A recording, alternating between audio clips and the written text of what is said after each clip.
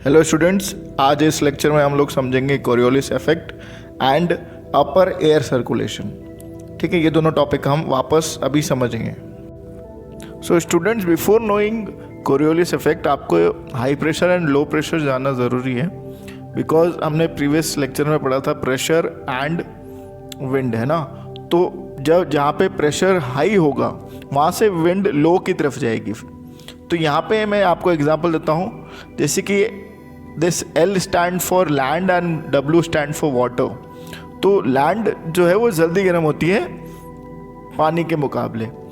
जब लैंड गर्म हो जाएगी तो वहाँ पे एक जो एटमॉस्फेरिक कंडीशन है क्या हो जाएगा, टेम्परेचर हाई हो जाएगा। जब टेम्परेचर हाई होता है तो जो वहाँ पे जो एयर है वो ऊपर की तरफ निकल जाती है, क्योंकि गर्म है, एवेपोरेशन होता है इसलिए। तो ये जो रेड लाइन में बता रहा हूँ आपको, ये ऊपर की तरफ निकल गई। तो यहाँ से ये जो स्पेस है ये क्या हो गया, ये जो एरिया है पूरा वैक्यूम हो गया।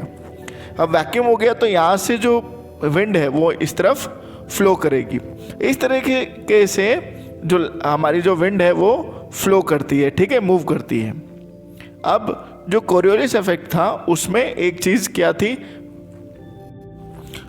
कोरियोलिस इफेक्ट में क्या था, जैसे कि हमारी अर्थ है और ये 0 डिग्री है, 0 डिग्री मतलब इक्वेटर, ठीक है। और यहाँ से जो भी पॉइंट्स है, देखिए ये जो ज़मीन ऊपर वाला एरिया है नॉर्थ, और ये वाला गर्म है। इक्वेटर पर जो 0 डिग्री है वो गर्म है, मैंने आपको पहले बताया, टॉरिड जोन है, ठीक है। सनलाइट डायरेक्ट इक्वेटर पे पड़ती है, इसलिए यहाँ का जो टेम्परेचर है गर्म है। तो हवा एवेपोरेशन के साथ ऊपर चली गई और नीचे क्या हो गया, पूरा सरफेस के पास वैक्यूम हो गया। तो उसको भरने के लिए हवाएं आएगी ठंडे जगह से। ठंडे जगह कौन से, यहाँ पे north pole and south pole, north pole और साउथ पोल से हवा आएगी। तो स्ट्रेट आना चाहिए था, लेकिन स्ट्रेट नहीं आएगी, ठीक है, वो लेफ्ट मुड़ जाएगी और ये वाली जो है वो राइट मुड़ जाएगी। ये क्यों होता है, बिकॉज जो लैंड है आपकी, ये जो अर्थ है वो मूव कर रही है, और मूव होने के वजह से जो चीज़ें हैं वो थोड़ी ऐसे डेविएट हो जाती हैं, ठीक है, डिफ्लेक्ट हो जाती हैं। This force is called Coriolis effect. This is called Coriolis effect. आगे मैं आपको एक एग्जांपल के साथ समझा रहा हूँ। So student, this is the earth and this line, जो बीच में जो है वो है equator, and this is how earth rotates, है ना। तो जब अर्थ रोटेट होता है और जो विंड है वो डेविएट हो जाती है। तो ये मैं आपको एग्जांपल बता रहा हूँ। देखो, इसके अंदर 2 बच्चे झूले झूल रहे हैं। इस झूला को क्या बोलते हैं, मेरीगो। तो जब ये घूमेगा तो अर्थ की तरह इंडिकेट करेगा। अब इसमें अगर एक बच्चा दूसरे बच्चे को कैच देता है, बॉल फेंकता है, तो स्ट्रेट जानी चाहिए बॉल, है ना। और वहीं अगर सेंटर से वही बच्चा दूसरे बच्चे को मूव होते हुए अगर बॉल फेंकेगा तो क्या होगा, बॉल उस बच्चे के पास नहीं जाएगी, क्योंकि वो भी तो मूव हो रहा है ना। तो बॉल तो अपनी जगह सही जा रही है, लेकिन क्योंकि जो कैचर है वो मूव हो रहा है, इसके वजह से बॉल डेविएट हो रही है, स्ट्रेट नहीं जा रही है। ओके, ये आपको इस वीडियो में समझाया जा रहा है। तो अभी एक और चीज़ मैं आपको बता दूं। अब क्या होगा, जैसे कि नॉर्थ पोल है, नॉर्थ पोल से कोई भी इंसान या फिर विंड जो है वो जाएगी तो राइट की तरफ डेविएट हो जाएगी। जैसे कि आपको बता रहा है राइट की तरफ, देखो जो सेंटर में बच्चा खड़ा है, लेकिन जब बॉल ग्रीन कलर की आई तो राइट की तरफ डेविएट हो गई, ठीक है। और वैसे ही अगर साउथ पोल से बच्चा अगर कोई भी कर रहा है, आपको ये नॉर्थ पोल का मैं वापस समझा रहा हूँ। देखो, नॉर्थ पोल से अगर कोई भी विंड आ रही है तो राइट की तरफ मूव हो जाती है।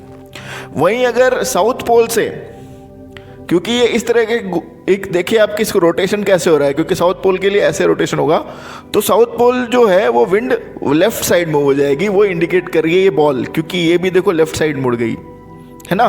तो जब ऐसे रोटेशन होगा तो क्या होता है, विंड अफेक्ट करती है, क्योंकि ज़मीन जल्दी घूम रही है और जो एटमॉस्फेयर है वो इससे क्या होता है, प्रभावित हो रहा है। फॉर एग्जांपल आप देखो, स्ट्रेट जो है विंड्स नहीं हो रही है, वो कोई मुड़ रही है, वो सारी राइट्स में मुड़ रही है, सारी जो आप एरो देख रहे हो वो राइट में है। वहीं अगर साउथ पोल की तरफ देखें, जो नीचे है वो सारे क्या है, येलो सारे किस तरफ मुड़ रहे हैं, left side. So students, now we are doing our second topic, that is upper air circulation. देखो बच्चों, 2 तरह के सर्कुलेशन होता है। पहला होता है सरफेस सर्कुलेशन, ठीक है, सरफेस विंड सर्कुलेशन। तक हम जो भी पढ़ रहे थे Coriolis effect and all, it all come under surface circulation. अभी हम बात करेंगे अपर एयर सर्कुलेशन। इन दोनों में फ़र्क क्या है? देखो, जब आपने एटमॉस्फेरिक लेयर पढ़ा होगा इन योर प्रीवियस क्लास, है ना, तो उसमें आपने देखा होगा that in atmosphere we are having different layers and the first और द बॉटम लेयर जो सबसे नीचे ज़मीन के पास है दैट इज ट्रोपोस्फेयर। तो ये जो जेट स्ट्रीम है ये ट्रोपोस्फेयर के ऊपर से निकलती है, मतलब बहुत ही ऊपर, लगभग ये देखिए आप लिखा हुआ है, तो एक narrow belt of the high altitude 12,000 meter means 12 kilometer, ज़मीन से लगभग 12 किलोमीटर दूर तक फैलती है, मतलब वहाँ से निकलती है ऊपर से, तो उसे बोला जाता है air circulation, upper air circulation. So in India, okay, it is the westerly flow, जो वेस्ट से जो ऊपर की तरफ बहुत ही स्पीड से फ्लो करती है एयर, उसको हम बोलते हैं जेट स्ट्रीम।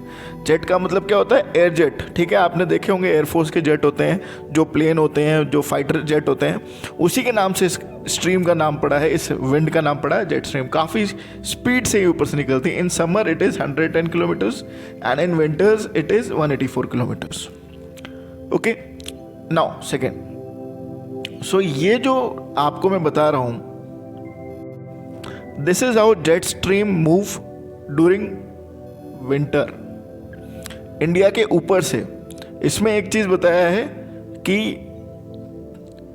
इंडिया का जो डिग्री है, ठीक है, वो क्या है, 27 डिग्री टू 30 नॉर्थ लैटिट्यूड के ऊपर से निकलती है।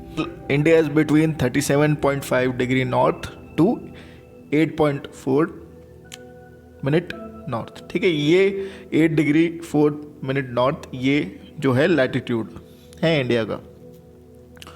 तो जेट स्ट्रीम मोस्टली इस पर्टिकुलर नॉर्थ लैटिट्यूड में अफेक्ट करती है, जो मोस्टली कवर कर जाती है इंडिया को।